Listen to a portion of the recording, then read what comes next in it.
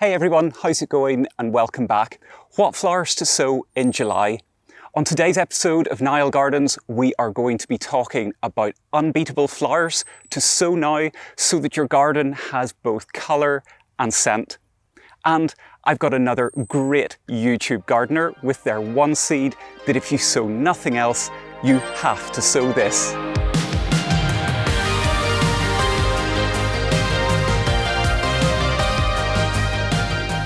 Okay, let's get stuck into my seed recommendations for July.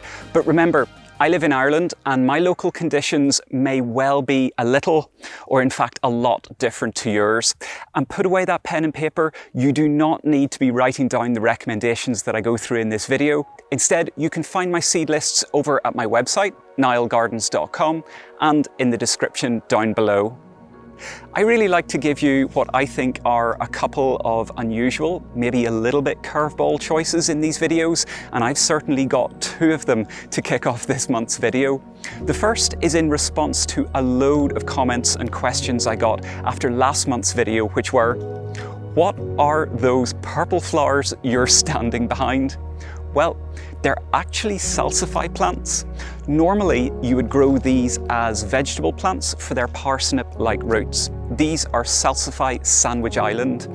But last year, I was really late in sowing them and didn't get the seeds into the ground until around now. Then they weren't massively productive, so I just left them in the soil, and now look at the display. The plants reach, at least 4 foot tall, and each have these amazing upturned cup-shaped, star-shaped flowers. That lovely magenta purple is just great, and they really move in the breeze just so nicely. A really interesting and different choice. Give them a go and see how you get on. And it's not only Salsify that have lovely flowers. Do you recognize these?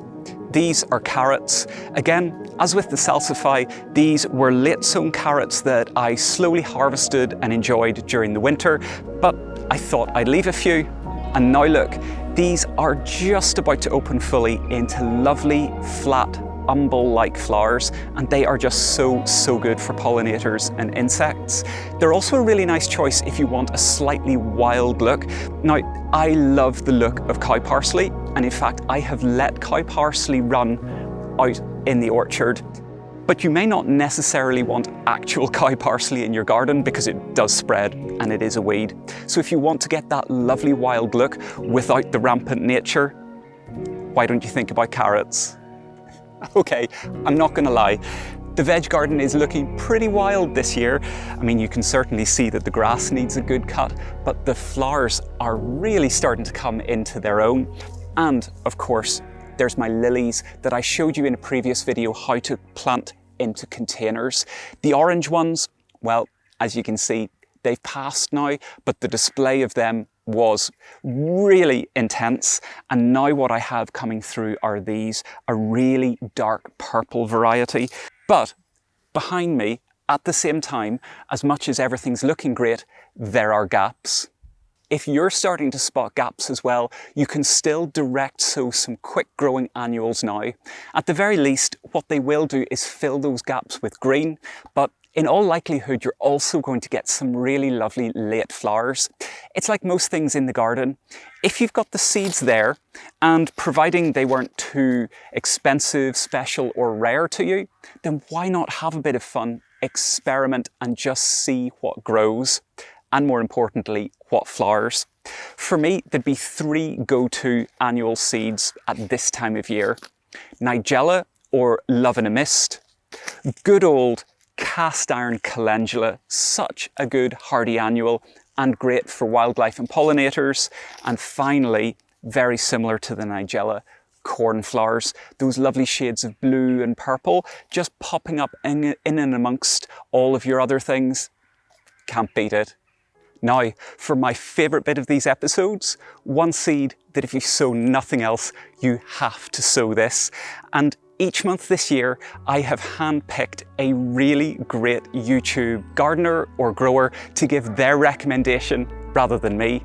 And for July, let me introduce you to Jane Kelly from her channel, Jane's Allotment. Hello, it's Jane here from Jane's Allotment. And if there's one seed that you have to sow now, if you sow nothing else, it would be for this, the cottage garden favourite that is Sweet William. It's a biennial that produces flowers, I would say, right from the end of May through June. It bridges that gap between the spring flowers and the hot, vivid colours of the summer flowers that are on their way. It's got beautiful long stems for picking. I mean, to be honest, I've had to cut some of these down. And the colours range from whites through mauves, through purples, through lilacs, to the deep, deep cherry reds.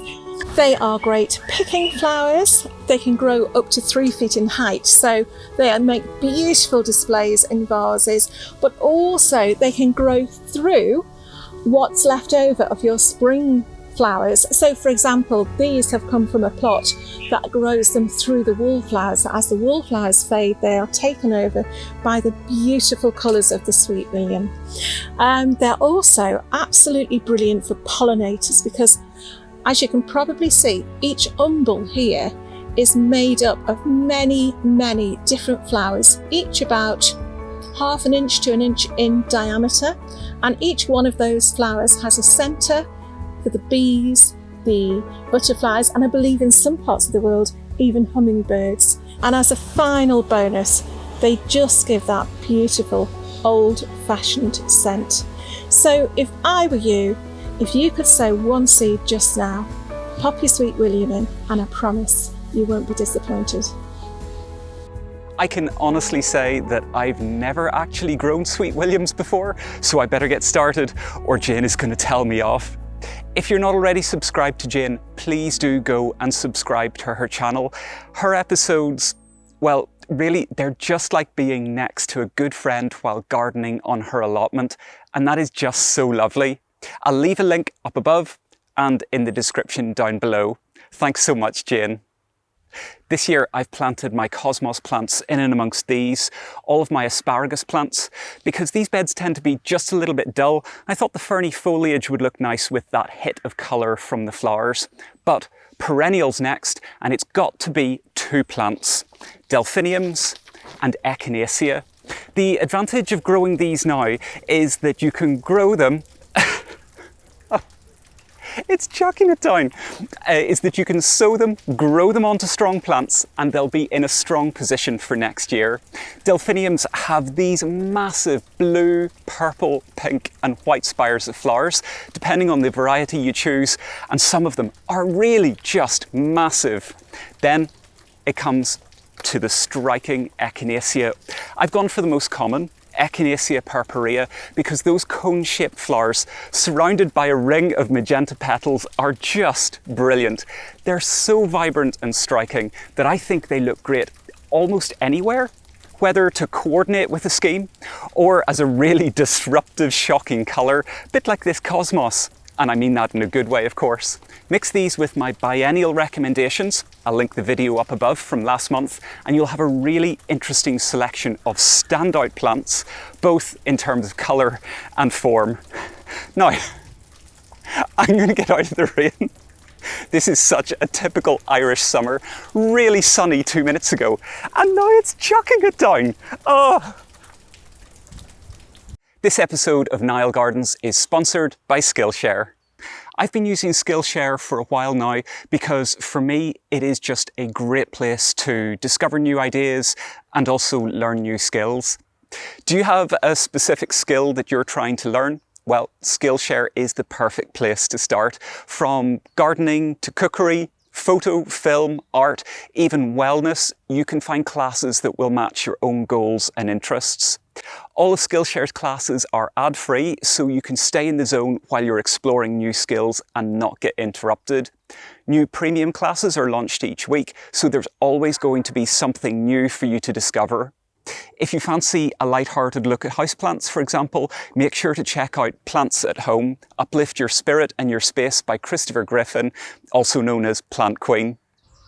Check out the link below and explore for yourself. The first 1,000 people to use the link will get a 1-month free trial of Skillshare.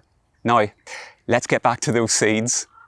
Oh, Thank goodness for the shelter and the warmth of a polytunnel at this time of year.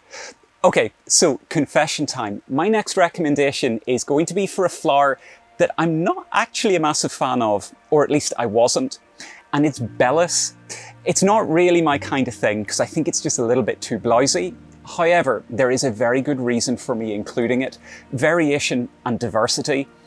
A lot of biennials that you can start now are relatively large, or they're quite loose plants in their habit. Finding a little compact plant that works well in containers that you can sow now can be tricky. But Bellis ticks those boxes. It's a biennial, so if you sow it now and grow it on, you'll have flowers next year. It'll flower in the spring and will perform well in shade as well as sun. You can put it in pots, but it also works well in gardens. Its flowers are little pom-poms of reds, pinks and whites with super tiny little petals. Give it a go and it might just win you over after all. And we'll see if it wins me over after all as well. Have you run out of time? Well, I'm really aware that each month I talk about growing things from seed, and that can take time that you might just not have, or you may have had problems with seedlings earlier in the year. Trust me, I've had a few.